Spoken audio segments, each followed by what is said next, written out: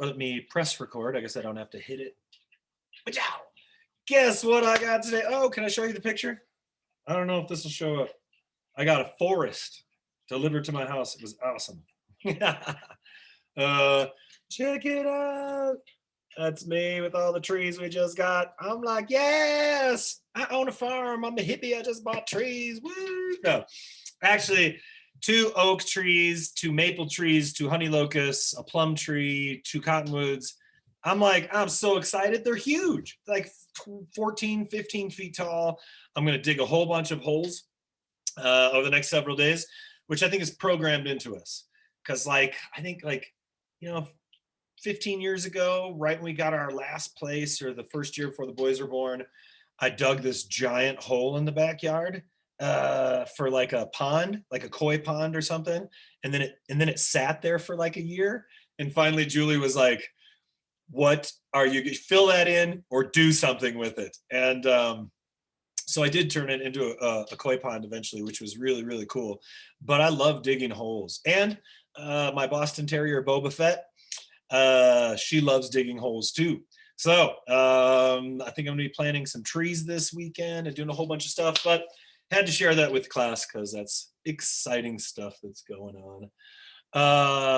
We're also getting a new sign for the farm, which is really, really cool, like a metal sign that's like water pressure cut into steel.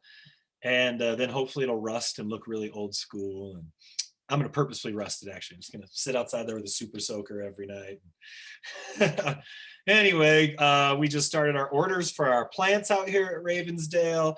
And yesterday for my 220, I did a seed saving and a planting how-to and a thing that lasted the class period. And I had never had so many emails after class. It was just like, that was awesome. Let's do that again. And so maybe when I talk about the last chapter in here, which is on the environment, maybe I'll lecture less and I'll do something like that for this class. Something more hands-on. I felt like I was in a kitchen. I just like cleared out my keyboard and all this stuff. Looks like I had a cooking show, but it was a seed planting show. So maybe I'll do that. We're going to finish up the chapter on race today. We've had a chance to look at the test and amend it and work hard on it. And still after all that, it's a multiple choice test. We're not going to pat ourselves in the back. That's not a great thing in this life. But I think that we've found a way to make it a good example of some cross knowledge. And of course, there's the big paper out there. So even if you did poorly on a couple exams this semester and you did the extra credit, right? So donate, send that link to Grammy and Grandpa or whoever Napoleon Dynamite's on to us that had the llama. Just anybody who you think might donate, share that with them. You don't have to be the only one to donate. Anybody can, really. And it would be great if they did. If you haven't gotten on that yet, please do. I'm looking at the numbers. They're not impressive. I'm just gonna keep moving here. No, but they're usually not. So, but I am gonna keep reminding people because it will get impressive and we will feed a whole lot of people in our community. So any questions? The exam is gonna be open tomorrow morning. It'll be open through Saturday at noon, I believe. You'll have an hour to do it. Anything to add? Fantastic GTAs, anything? No, I think they will do pretty great job in the exam 3. I believe them. All right, there you go. I love that. That's why Soch is so, honestly, everybody I've worked with in this department, I love them so much. So thank you. That was awesome.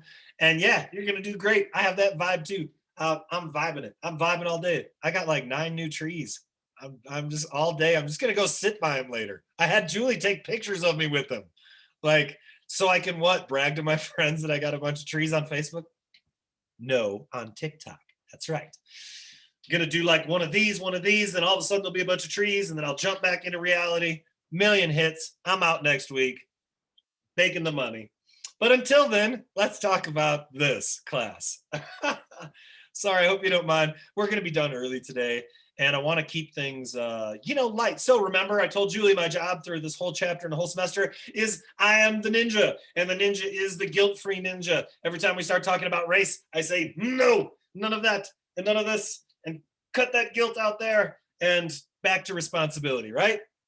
As we've done a really good job, I think, as a class, talking about these, I think, really something every day. And it's not just for this chapter. It seems to be substantive about the way that we struggle with or understand or celebrate sometimes race. And so, yeah, I just want to say thanks to everybody, because in this chapter, you know what? I haven't been asking a lot of top hat questions because we've had great conversations. And that's what I want to do as a class anyway. That, to me, that's so much more valuable. And yeah, the other is valuable, but not as much as what we've processed here. So let me start off today, and I'm going to wrap up with intergroup contact. We're talking about ways to deprogram prejudice, stereotyping, racism. I know that on the test, there's at least 3 questions that look at the differences between that. Institutionalized racism, discrimination, prejudice, stereotyping. They're each different. So look at the slides, cross-index it with your book, and it really comes directly from that information. So know the differences between those. They're subtle, and some of the differences between race or ethnicity, like we talk about, might be subtle as well, and really important. So if you did not get a chance to watch the blue-eyed, brown-eyed piece, The Eye of the Storm, let me get Huckle really quickly. There are questions from that on the exam as well.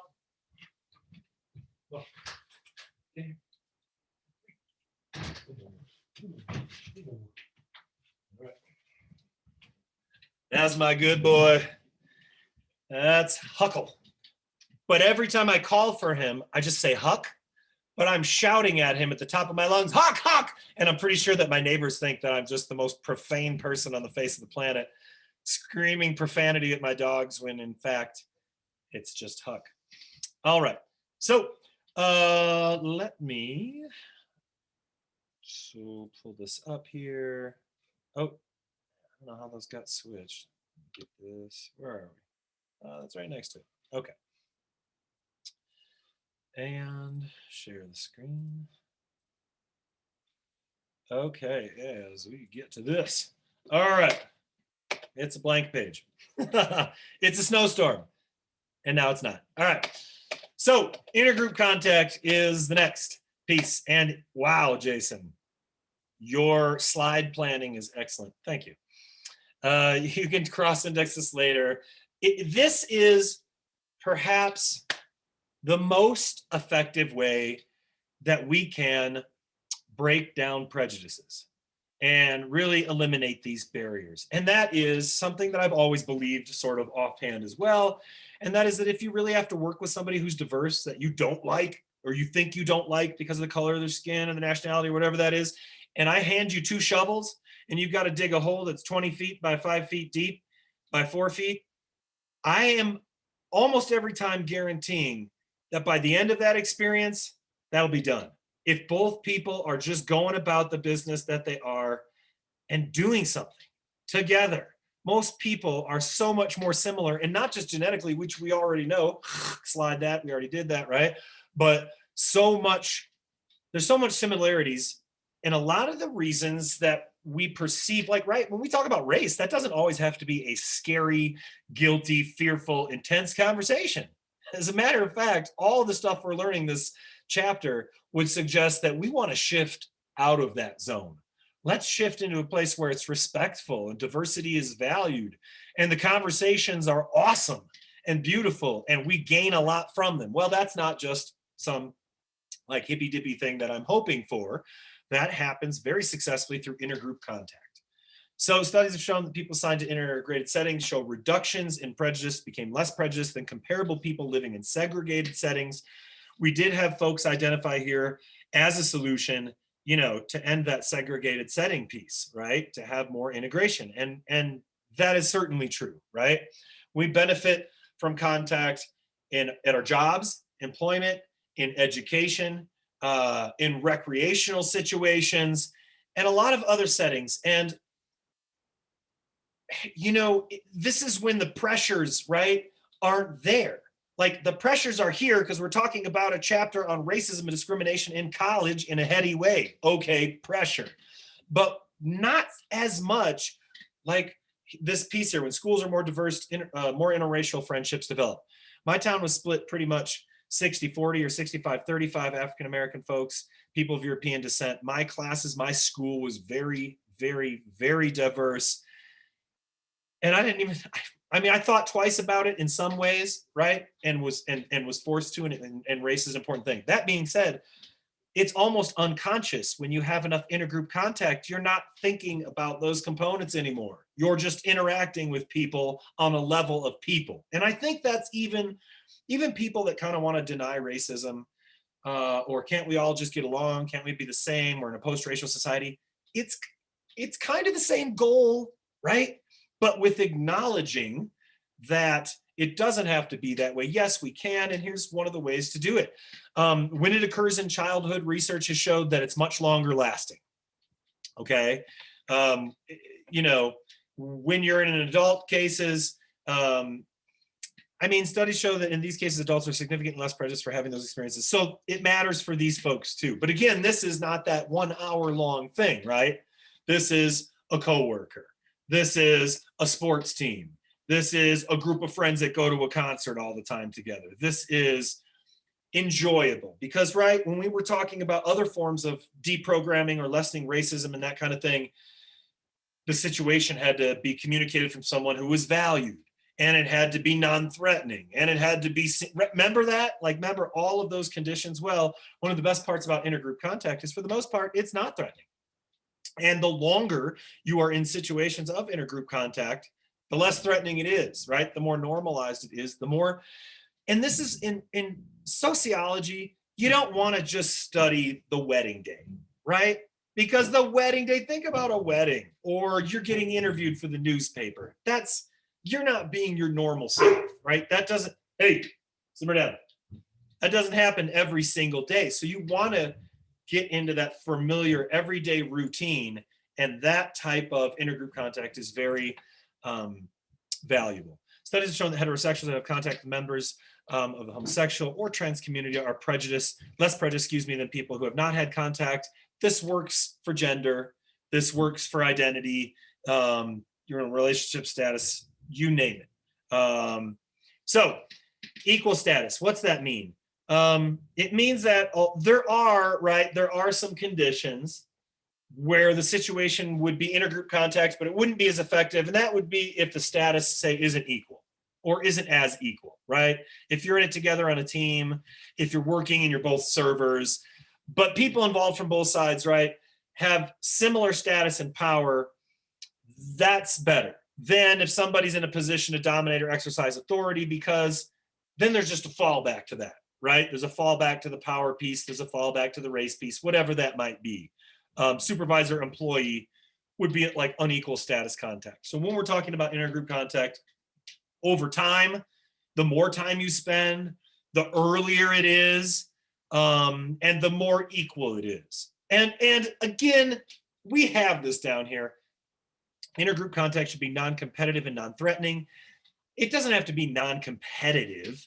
I mean, I did mention a sports team or something like that. If your team, is a very mixed team and a very diverse team, and you're all working together, then it doesn't matter. I mean, if there's all one white team and all one black team or something like that, then perhaps.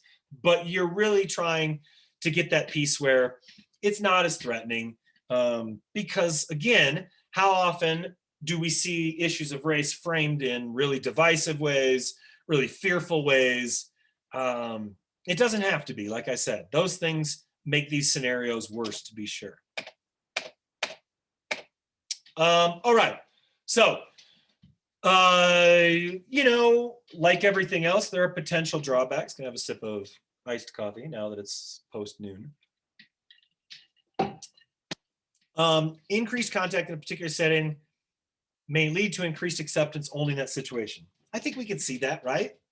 The best option would be to be diverse in many different situations. Have a diverse group of friends, go to diverse places, experience diverse music or art, go to class with a room full of people that are diverse. Like, if that's the case, then it's always better because there's more acceptance. Otherwise, then it's just like, well, that's the one good guy, and he's okay, and he's the guy I work with, but all the other people, right? Which is something else that, you know, obviously people have heard, right? That person, yeah, but that person's the exception to the rule, right? And that's just more of a rationalization for continued prejudice.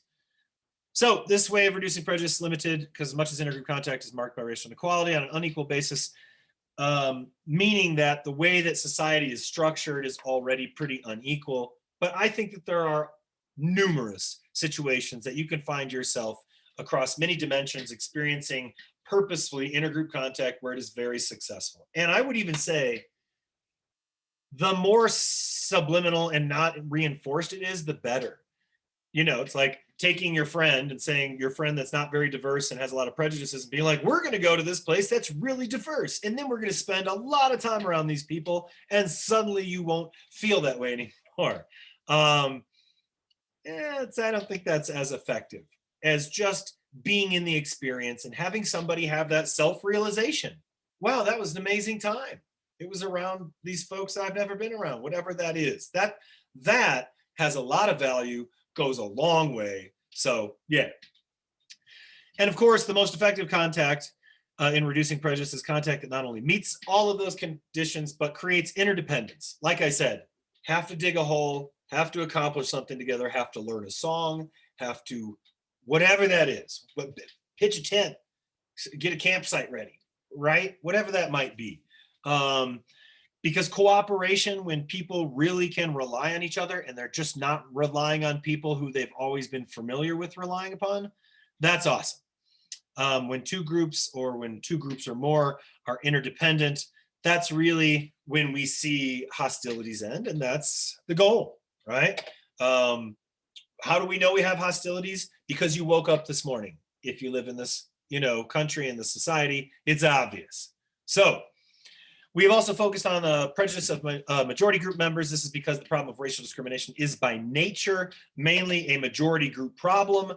And I have at least alluded to this before. I believe I've said it. Why? Subordinated minorities simply do not have the comparable power to discriminate. Now, on an individual level, because I know people right now are saying, yeah, that's good. Yeah, on an individual level or a small group level, you could be discriminated against by a minority group member.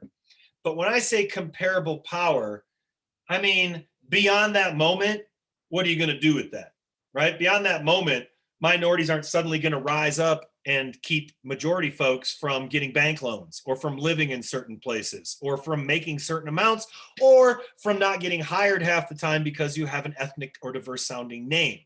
That is what I'm talking about. You can't, reverse racism exists on a, independent or small type of experience for people in dominant culture, because what are you going to do past that point? I mean, 95% of the BLM movement's protests last year were, by independent research folks, found to be nonviolent. I think the behavior of people that they found coming in to that group wasn't from Antifa. A lot of it was from right-wing white nationalists that are coming in and breaking windows. How do I know this? This is, again, they've got videotape. They have arrested these people. These are statistics that a movement of people of color is threatening to dominant culture. How hard is that? That's not hard to imagine. It's easy to imagine. That being said,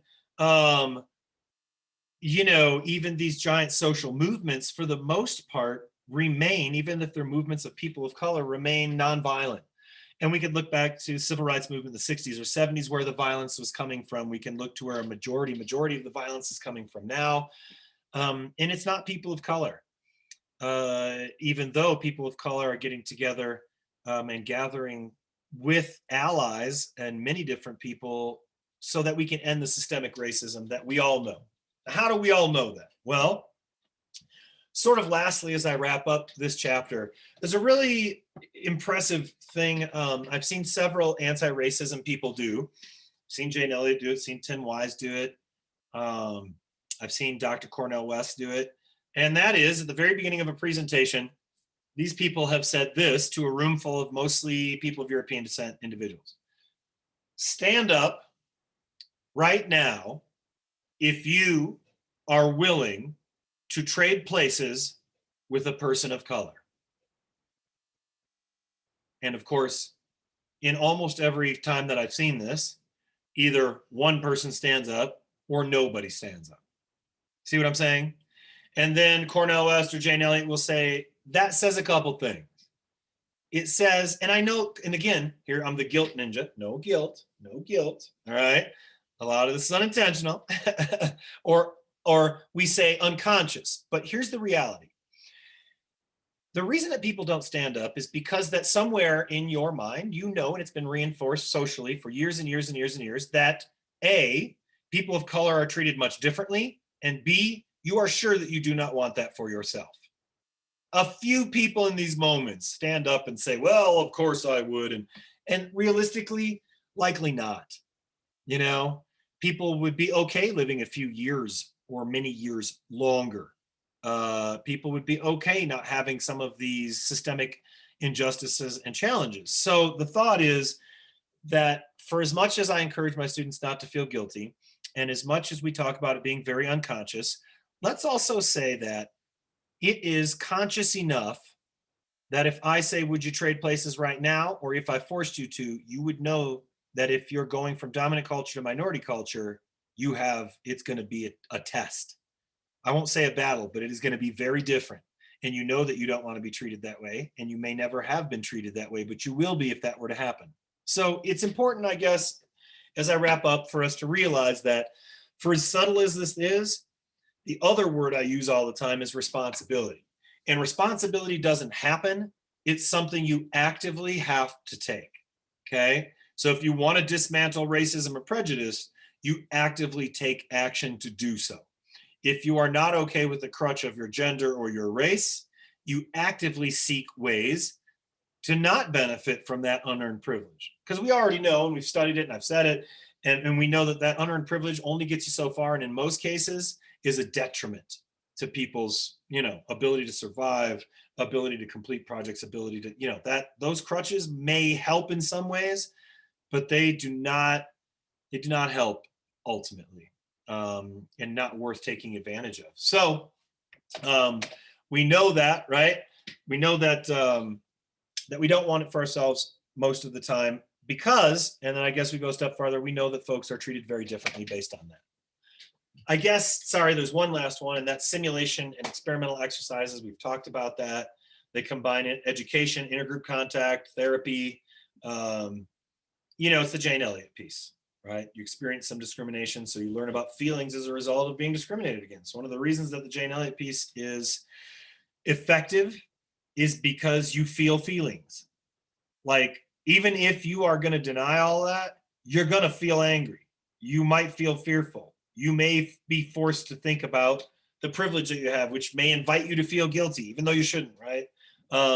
So blue-eyed, brown-eyed study is an example of this, I guess. So simulation and experimental exercises, sort of the last piece that you should know as I wrap up this chapter.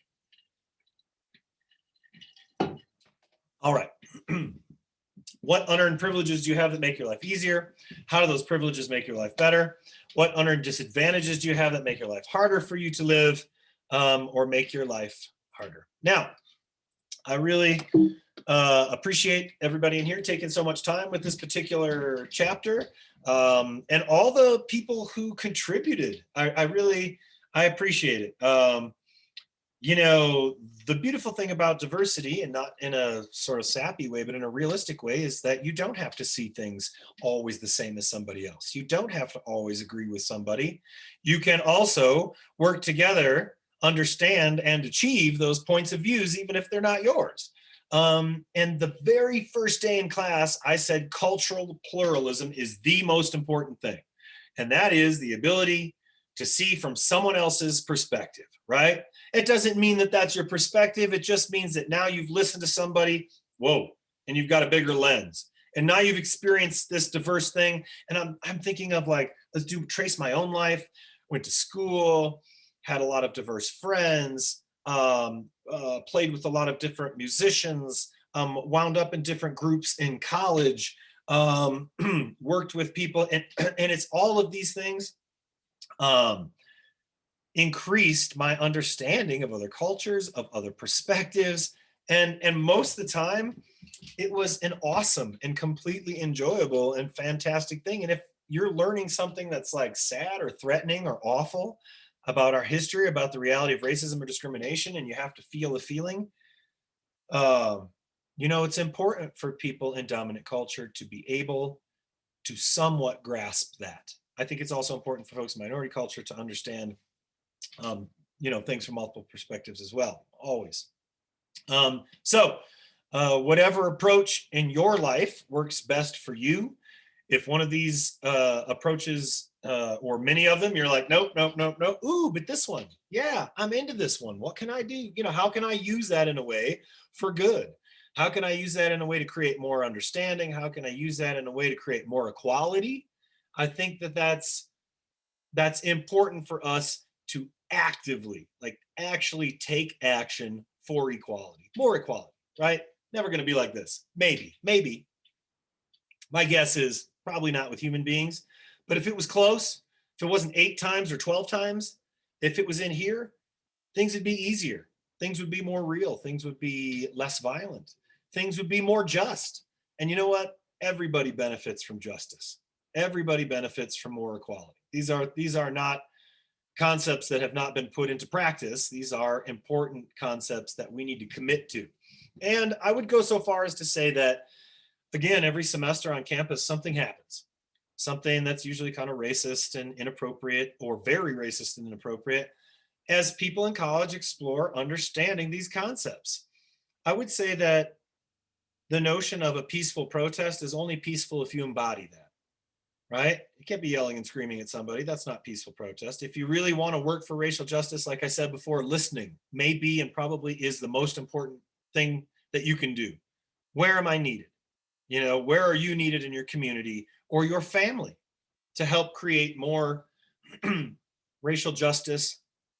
Because things work better. And honestly, the society, and of course, we all gravitate towards certain points of view. From a functionalist perspective, it's not functioning well. It's not. And not for many people, and in very, very big ways, and very statistically measurable and in huge ways, right? There's a lot of injustice based around racial disparity. So I would suggest that even if I'm the functionalist perspective looking at society, it can work better. It can make you more money. It can function at a higher level with people happier, which even if we're just from a capitalist perspective, money, people who are happy work longer. People who are treated equally are happier. They like so many of these productivity, you name it. So handling and doing something about racial injustice from a functional perspective, how society functions to make our society function better, critical, absolutely critical. And yeah. Excuse me. All right. Not my soapbox. This is the moment in our time that we have available to ourselves to make things better in whatever way that we possibly can.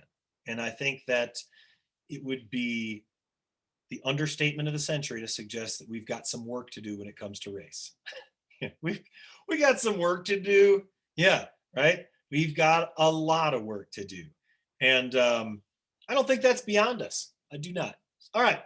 Questions about anything, this chapter, comments, questions about anything, any of these concepts that we've covered, inclusivity or assimilation or stereotyping or institutionalized racism, anything that comes to your mind, any questions you have, any clarifications you want.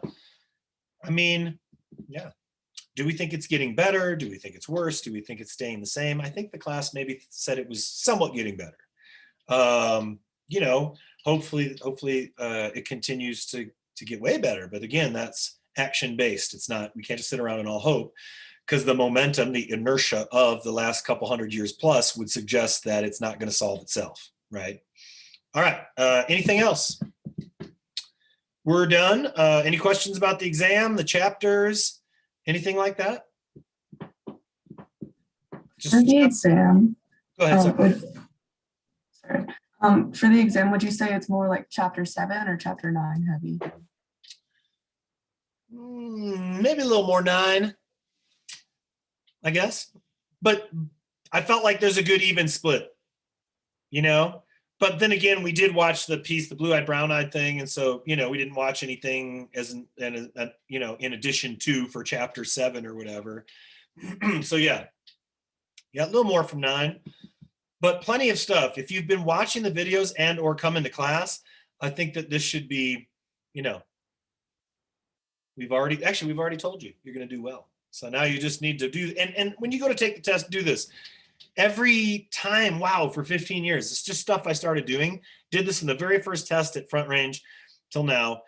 I write breathe, relax, and do well on the board. When you breathe, because if I went into a math test, because math used to stress me out, I'd be like, instantly, I'd grab the test, I'd be like, oh shit, not breathing. That's not going to help.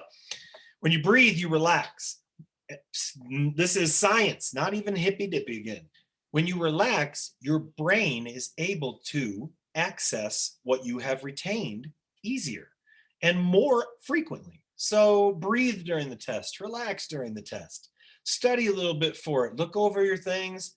And then even if you come out of the other side and you didn't do very well, there's extra credit donations, there's the food paper that you're working on, so again, this isn't the beginning or end of the world as compared to the rest of life that's going on this last year, which is, probably way more intense than just this social class. So, don't be hard on yourself too. Or technically this is test 3. If you wake up tomorrow or the next day and you're like, I didn't study and I won't do well, you are allowed to miss one test and take it on the makeup day. Only one, not a retake.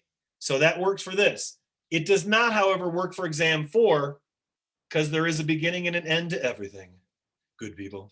And this semester, it has a hard deadline too. But I'll ease you into the hard deadline. We'll roll into it gently together. Food Matters paper, how social media affects our eating habits. Be a good research topic. How social media? Oh, there's social media, and then there's like advertising. Maybe you pick something like popular, like keto or paleo, or how does social media? I don't know. It's interesting to me. If you can pick out something, yes, certainly. How does social media affect our eating habits? I'm into it. There's definitely lots there. There's lots there. When is the makeup date for the exam? Are there different ones? Nope. Basically, because it's all online, the same thing will happen. We'll open all of those up on that date. It's in announcements. I'm not sure when it is. It's not for a while yet. We'll open it up. It's open for 24 hours or 48 hours. You can take one of exam 1, 2, or 3. So there you go. Yep. All right, you can tell I've been wearing a mask because I have like this indent thing going on here. But they were delivering trees, and even though we were all outside and the wind is blowing, I'm masking up. You know me. Be a good superhero, folks. All right, be good people, do good things. Mask up, be safe, take care of each other. All sorts of data that's coming out would suggest that the fatality rate of the new strain is a concern. That would suggest that there's some numbers spiking is a concern. We know that. You know how you deal with this? Behavior, because this is social. So we already know how to do right by other people. Keep that behavior where we know the science is, and then we'll all be good. All right, take care, everybody. Peace. And please reach out to any of us if you need anything. All right, take care.